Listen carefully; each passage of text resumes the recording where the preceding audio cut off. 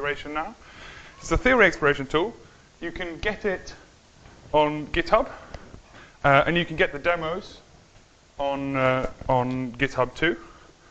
I'll let you try to get it now for about 10 more seconds, and then I'll go on and I'll start. Okay, you've had 10 seconds. Right, so this is QuickSpec. You import QuickSpec, and then you tell it, I would like to see some functions. I would like to see some stuff about some functions. What do you want to see about the functions? Well, let me show you.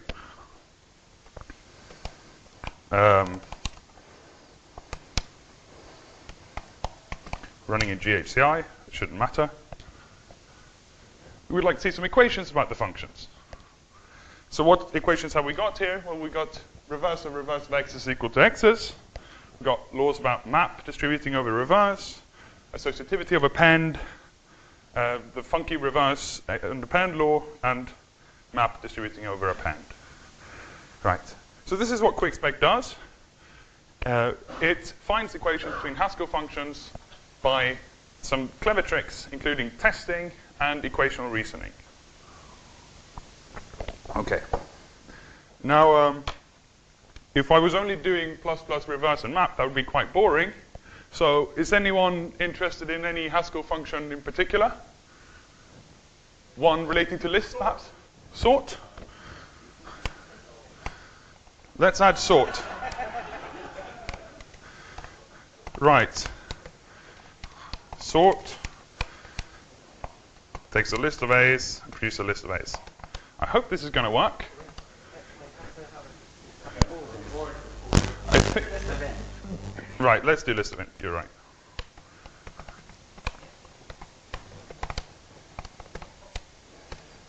Oh, sort is not in scope.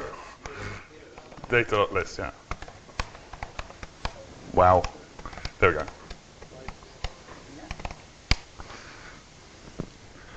And now we find laws about sorting. Ooh, right. Anything else that you can think of? Fold? Fold R? Constant. And now, because I'm up on the stage, I would like someone to tell me the type of fold R. That's a good one, right? A to B to B to A or B? To B. B. List of A to B, right. Thinking on stage that's too much. Let's see if we can do fold R. Okay. Fold R distributing over append. Is that the only thing we find for fold R? Cycle. We could keep going, right? But there are some functions we're not getting here with fold R and map, right? Or some equation that we're not getting with fold R and map. Why aren't we getting them? We could get more laws with ID. The reason we're not getting them is that I think that we haven't said that we want. We've said that we want equations where the terms are up to size 7. So we tell QuickSpec that, please give me equations about terms which are larger than size 7. Let's see what we get. We run it for a while. We run it some more. Okay, maybe we won't find anything. This is the wonders of using QuickSpec.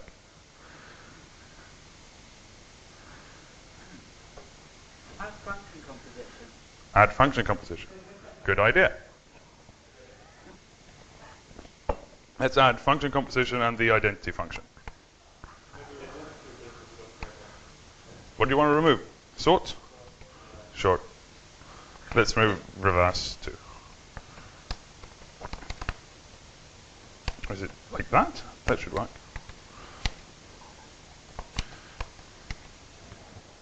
These are always the wrong way around, aren't they?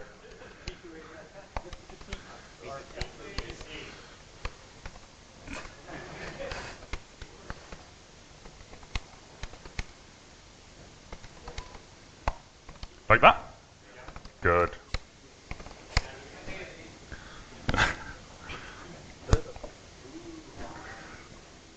Have we found fold fusion? Fold map fusion?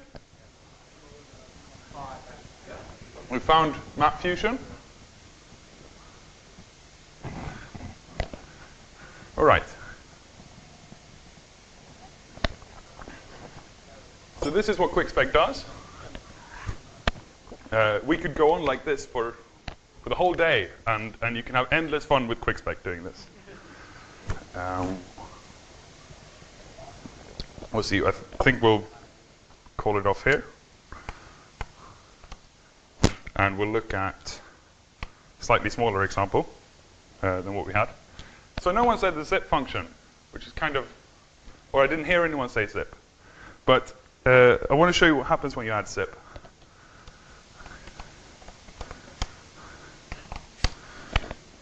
So you get the laws that you got before about reverse and map. Oh, and then you get a lot of extra laws about reverse and map and zip. But if we look at the laws, we look at 4 and 5, what are those telling us? They're telling us that if I zip x's with x's and something else, I just get back x's zip with x's. Why is that? Does anyone know? The same length, exactly. And this story is reiterated here in equations 8, 9, and 10. Right? Got reversing with x's. There's a lot of x's appearing in the same place. So the equation we're really interested in is something like this.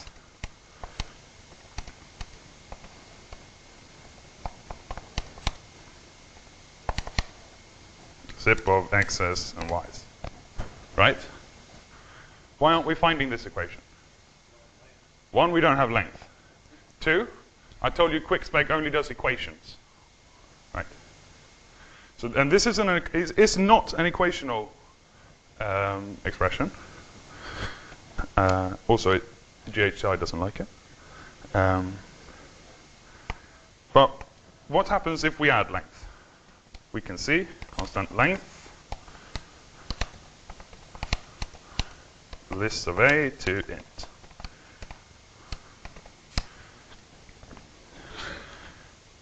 And we're finding a lot of things about length. We're finding a lot of things about length. We're finding a lot of things about length. Found 35 things, whereas previously we found like 20. Okay. But we found no conditional equations. And we're still finding all these like zip of reverse of x's is reverse of zip of x with x. Okay.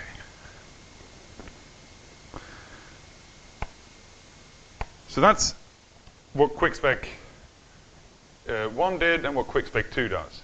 QuickSpec 1 did it naively, now we're doing it in a more clever way. But here is something we recently taught QuickSpec how to do. Conditional equations. And here I've had to monomorphize. So before we were working with polymorphic things. Here I've had to monomorphize because there's a bug in this particular bit of the library that I want to show you right now. But I've taken out map because it's not relevant for the point we're making. So the point is, remember, we add zip and we get a lot of extra equations that we don't want to see. And we identify that length is from. So we add this predicate that we were looking at, length of A is the length of B is, and we add it as a predicate to QuickSpec.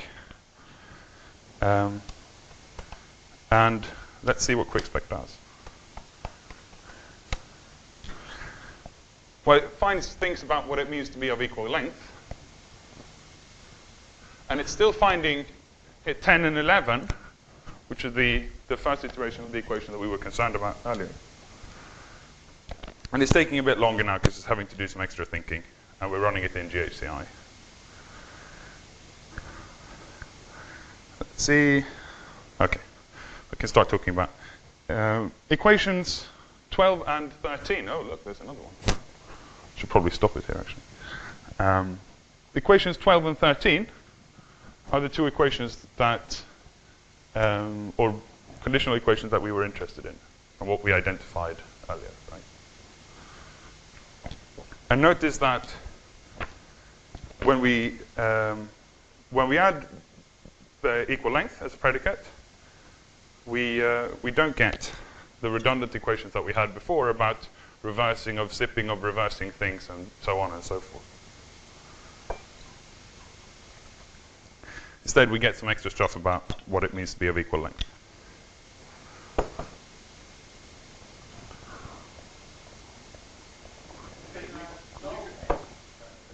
I can add null x's as a predicate as well. Oh. But I can do that in a different way too. I can just add the empty list. Right.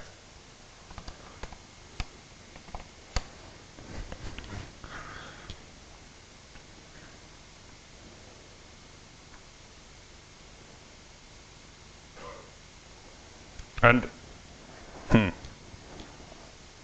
Why true it is? sorry? Why true? Oh, right. So I should probably explain this. So we added a predicate, right?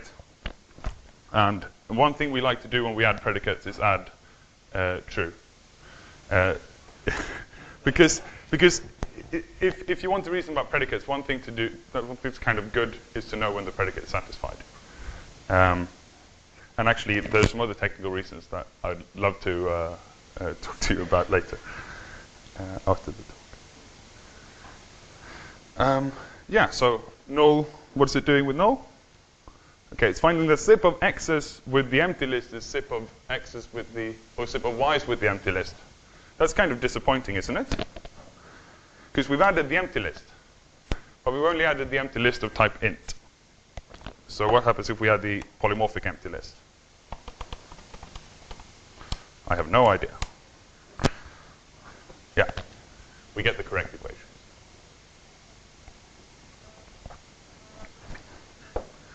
All right. So I told you that QuickSpec does equations. Told you that we recently made it do conditional equations. And I think I'm going to very briefly show you how we make an equational system deal with conditional equations.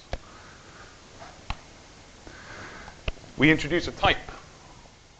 Every predicate, equal length in this case, is represented by a type. Data equal length. It's pretty much a pair of lists. And then we introduce a generator, the arbitrary type class, for generating two lists of the same length. We tell QuickSpec we're interested in the type of lists of the same length, or type of pairs of lists of the same length, represented as predicate. And those when those variables appear, we'll call them P. And then we add functions for our functions for projecting out at this type. Now, what's interesting here is that whenever we see something that contains a P and then these projection functions, what do we know? Well, we know because you've generated a random P when you're testing that, oh, they must be of the same length. Proj 0 of P and proj 1 of P must be of the same length. That's how we make it do conditional equations. So let me just show you what that looks like under the hood.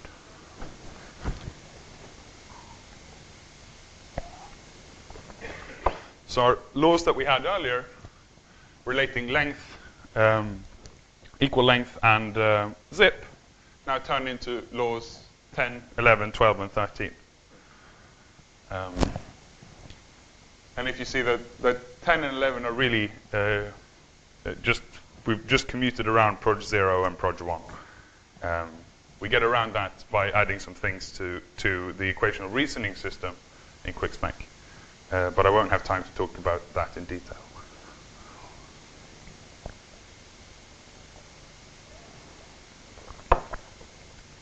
And Rudy is later going to talk to you about all sorts of other interesting ways we can do conditionals and other things in QuickSpec. So yeah, we have some more time. So what about we do another data structure? Or, well, who wants to do another data structure and who wants to do parsing? Parsing? Good. We'll do parsing. Parsing, we have to do all sorts of nasty things. So one thing we have to add to the parser is we need to have some form of observational equality here. And that we do by observing what things can be parsed. Well, by running the parse on a random input. Oh, is it running on? Yeah, sorry. Yeah, running the parser on a random input. Sorry. Yeah, and we add a thing, a function that's quite interesting is the peak function. This will, of course, look ahead one step in the parsing, and oh yeah, I should say it's the standard read p monadic parsing that we have in Haskell that we're interested in. We add this peak function because it's quite interesting. And this is perhaps easy to read if we do it like this. We add the monadic, or the things from the monadic interface to the identity function. And we add some functions from the standard parsing interface. And let's see what QuickSpec comes up with.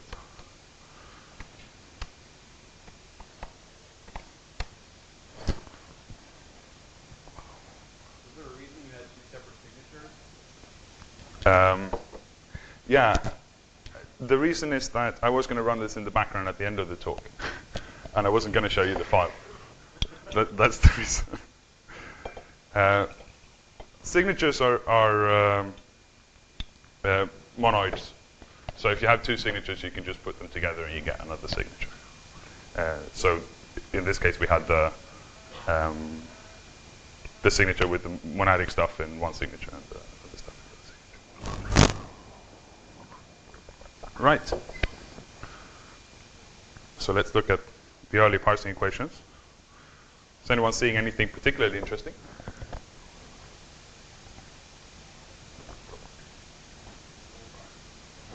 Sorry? Law 1. Well, is it very interesting? So you have terms on both sides of the equation. All x's of type unit must be equal to unit, except for if they're bottom, but we don't care about bottom. Yeah.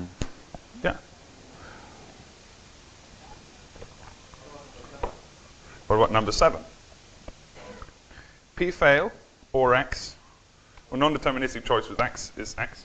So what does non-deterministic choice do? We choose one of them. If that one doesn't work out, then we have to choose the other one. So failing or doing x is the same as doing x. And they keep getting more and more involved as we go down the list. Right?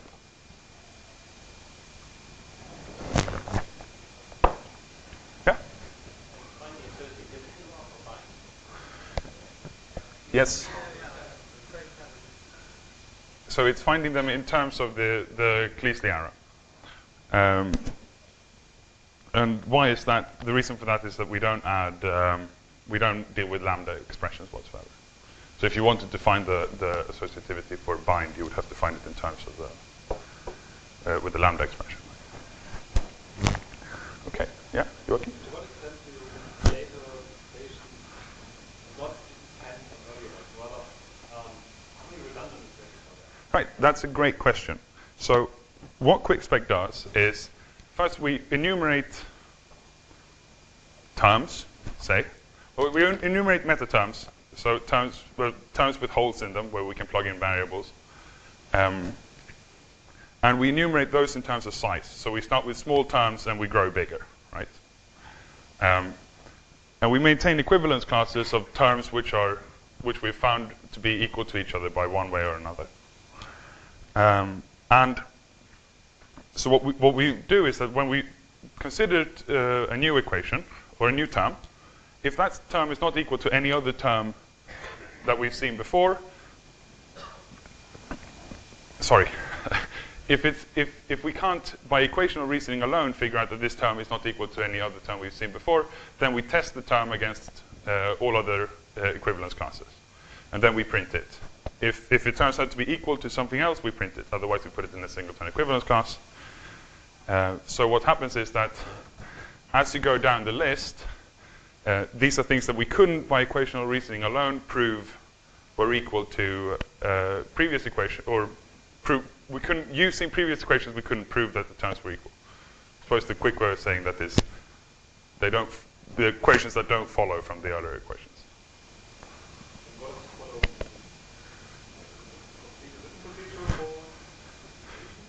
Right, so equivalence, that's generally undecidable, right? So what we do is we do Knuth-Bendix completion. So we order the term from left to right, we consider that the rewrite system, and then we try using that rewrite system to rewrite terms to smaller terms. The details of how all that works, I think, are in our paper, our JFP paper, which is called Quick Specifications for the Busy Programmer, I think. I think so. It's on your title. It's on my title slide. Yeah, I'm not sure the correct one is on my title slide. Yeah. No, this is not the name of the paper. No. This is the name of the demo proposal, I think. Yeah. Have you thought of using including benchmarking information to generate rewrite rules? No, but that's a good idea. We should have thought of that. Yeah. That's an interesting idea. Of course, when adding rewrite rules, you want to be careful to make sure that the rewrite rules you add are confluent and terminating, right? And it's not clear that it's not immediately clear that if you do that, then you need to also consider all the other rewrite rules that are in the same module relating to the same functions that maybe you haven't seen in QuickSpec. But yeah, that's something to look into, absolutely. Yeah. Any other questions? Comments?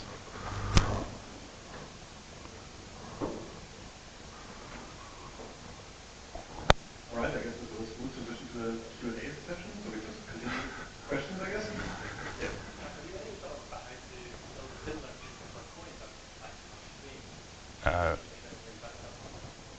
Yeah, so there's a master's student at Chalmers working on this right now.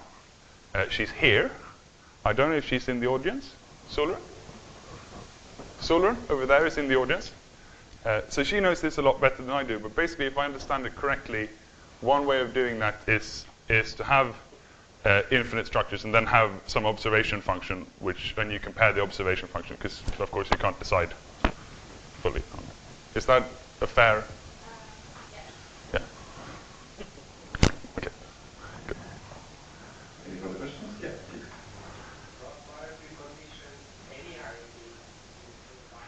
Yeah. So we can do conditions of linearity. We can do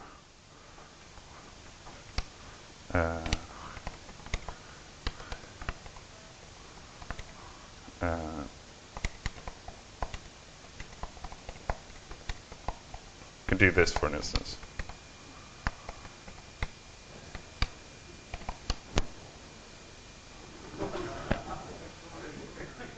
Oh. We can't do that.